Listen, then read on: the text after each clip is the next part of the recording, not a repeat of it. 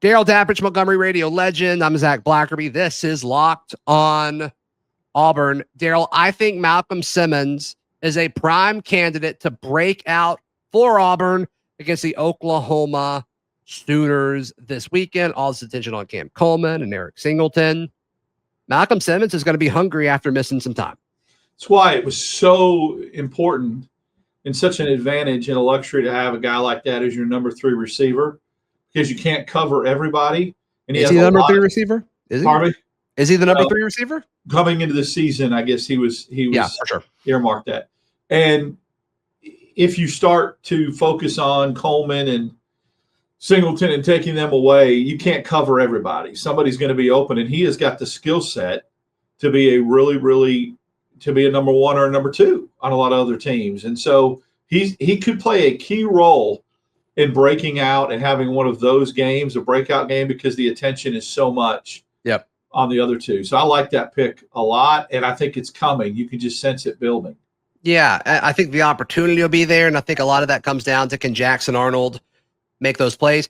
I also want to see quicker passes, stuff behind the line of scrimmage, and I think Malcolm Simmons and Eric Singleton are both candidates to do that as well. So, especially if we've talked about the play with Eric Singleton where he goes in that jet motion and all that attention's on him. Like, could Malcolm somehow slip over to the other side and kind of, be a, benefit from the decoy? Like, there's so much they can do with that attention. So I'm excited to see that. I feel it. I'm glad you said that. I was trying to downplay it.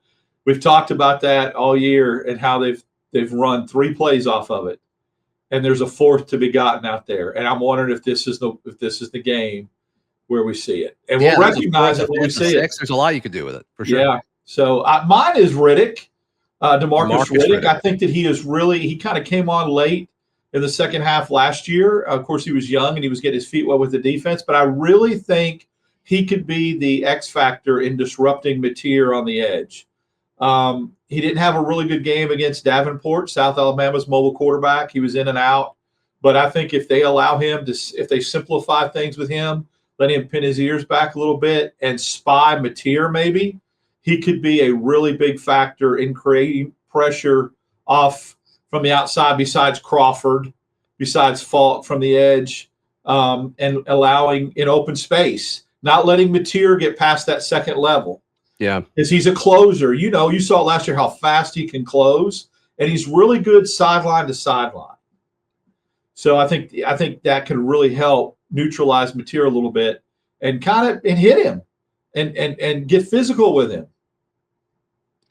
Yeah, and this is the game last year where Riddick started kind of coming on, and we started getting some excitement for these freshmen, the future of this Auburn program, the future of this Auburn defense.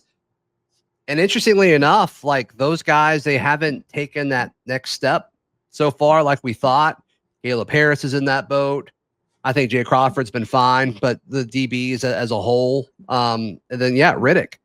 I mean, you look at, like, if you knew nothing, no context about anything other than what happened on the field this year, like you would think Riddick would be the 3rd or 4th linebacker on this team. And I just don't think that should be the case. This might be the kind of game, though, that they can dial some stuff up that they may have been holding back, right, and kind of keeping.